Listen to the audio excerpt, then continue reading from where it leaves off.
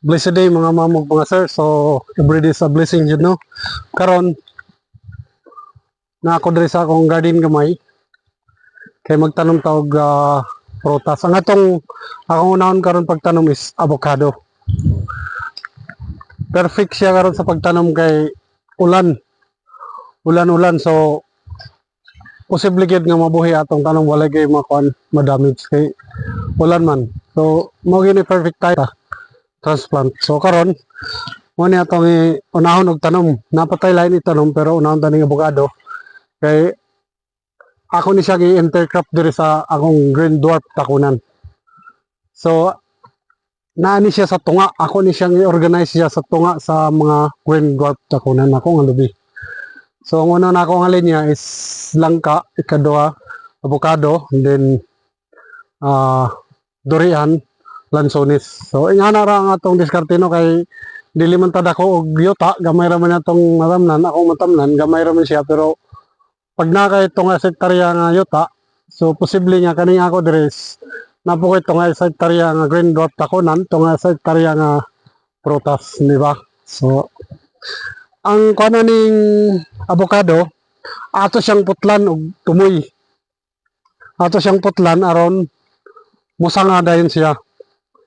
So ingani siya.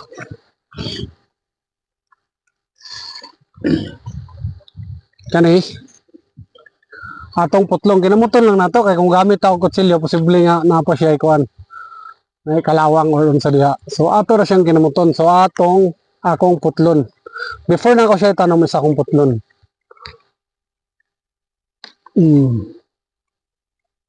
Putol. So karon kay putol naman ako na siya itanom. Ang ako tod kuan is ang akong gigamit nga abono, palingkuran lang ako siya, ibasan lang ako siya og kaning commercial fertilizer lang. Wala ko ni gamit og mga organic kay murag wala pa ko nakita nga kuan. Ang available na ako is commercial. So palingkuran na ako siya og 14 kaning which is complete fertilizer. Kanito siya is galina, giuna na nako pagpangbangag, kabot na ni. Aron after ni tanom na lang ko permi. Tanom. So nga na akong pagi sa pagtanom. Tanggalon ako ang kuan, dili lang gid kong gisiyon siya. Tanggalon yun ang plastic. Tanggalon ako ang plastic. Kay nakabaging man ni siya.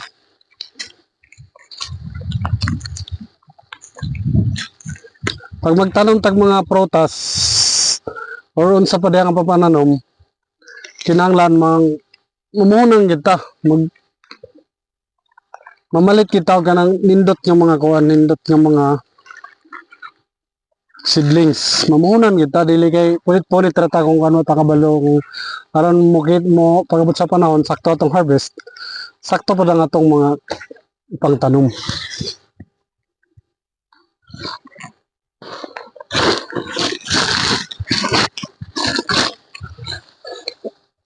So palingkuran na to abono. Ay nga nilang gamay lang akong ibutang kay actually kaning ngayota is kuan mo ni siya nindot pero magpalingkod lang ko og abono.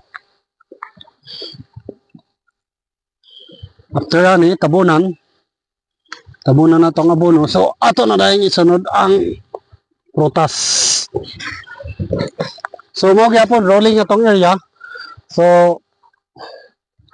pareha ni nayota diri na ikuan pero it's okay ra ni siya. At least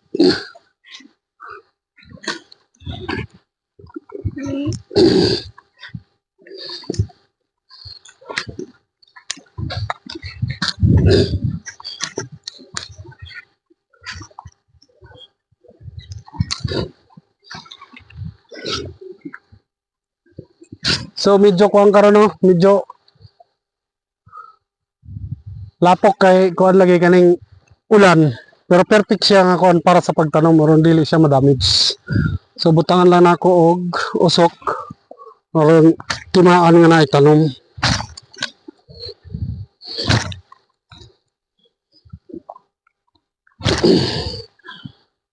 Okay, so adto na punta sa sunod nga punuan. Disyembre gyapon nga proseso, putla na to ang tumoy. Ang udlot. Kanya abono tanom. Itong next kani so December gyapon no mao ra po tong proseso. Putlang gyapon nato siya tumoy.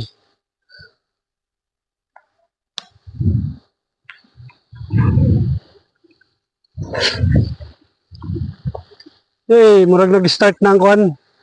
Karon kay naabi ay LPE ang atong nasod so murag kuan na ron mga 1:30 sa hapon. Nag-start na ang kuan, hangin-hangin. Pero safe pa man yun ta, safe pa ta sa kuan. Kaya hinay pa man kaya ra. So maniid lang gyapon ko kay kung kusog na so muuli na. Kanito nga avocado, gipili na ako ang kuan. Wala ko nagtanong og katong mga grafted nga avocado. So ang advantage niya is medyo taas-taas ang yung lifespan. Not like sa katong mga grafted nga medyo ubos-ubos siya dali ra siya makuan, matay. So pag taas-taas yung lifespan do, taas-taas pod nga panahon ta nga magpahimulos. Uy, hangin naman.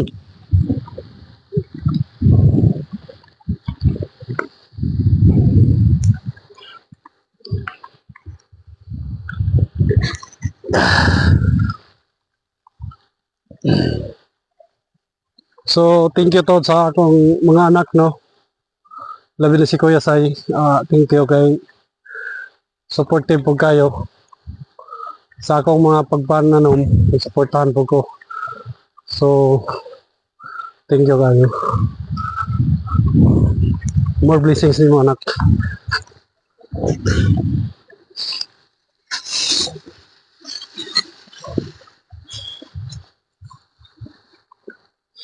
Nagtiniil to ta karon kay medyo ulan lagi lapok.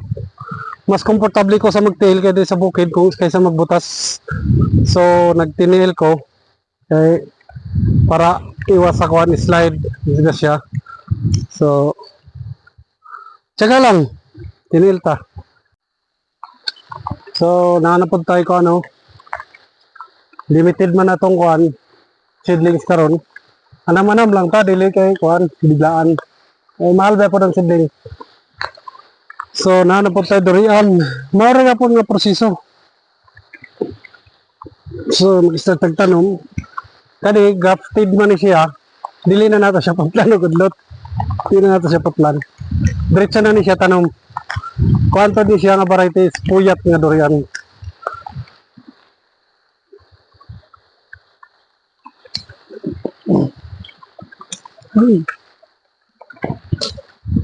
Ulan na yun, ulan na. Medyo kusog ng ulan, pero perfect siya nga kuan. Panahon para sa pagtanom.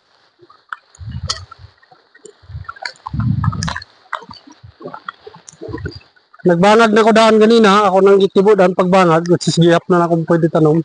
Napatay sunod itanom ang lansones nga katong longkong nga lansones. So, tanong ta.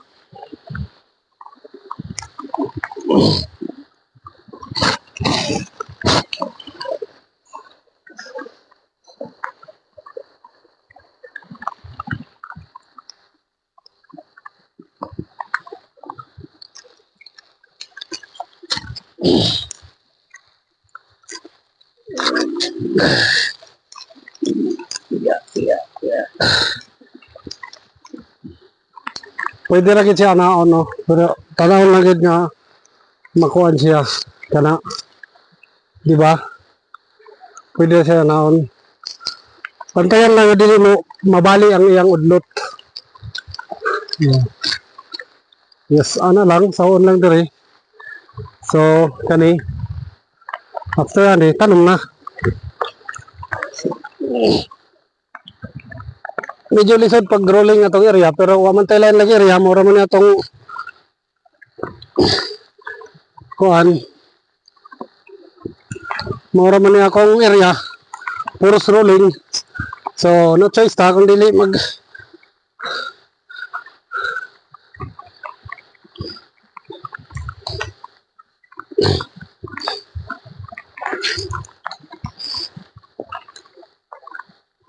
so kanito no medyo law mo tong bangag kay para pag kuan dili ginato siya nga punon ginato kayo diyan na nato mag kaya para pag muwan siya so makasahod po siya og tubig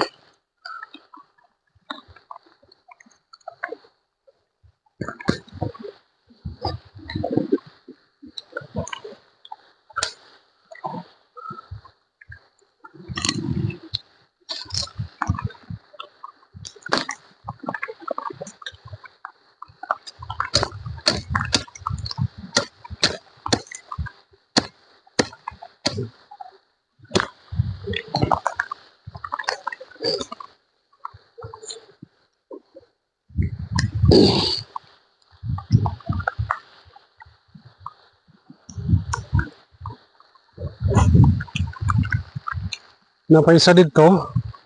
So magdala na lang kog isa ka buok. Nindot ni nga kuan. Nindot siya nga mga sidling. Grafted nindot kayo. Oo. Pero may presyo pod lagi. Ana mo yun, pag magtanom ta, mamuhunan ta. So humana ta sa atong avocado ug durian. Karon lansones na sad. Medyo kuha na gid ang panahon, ulan na gyud. Ulan. Pero nga na mo yun. Pag ingon pa nila pag magsakripisyo ta, doon na po tayo paaboton. Pag magtanom ta, na kaya unihon. Muna siya ang lansones. So, dagan pa ko itanumay dito ang mga sidling, pero murag tugnaw naman. Ulan lagi. Kinalapod mo uliog sa'yo kay datang panahon kay nabi LPA karon. Pero, kuha naman noon, ulan lagi siya. Ulan lang, wala siya hangin. So, maura to inspire sa matag-usa, no? Kung doon na may katamnan, tanom lang ta. Tanom lang mo. Kaya pag-abot sa panahon, nagit tayo anihon. So, mura to, daghang salamat. God bless everyone.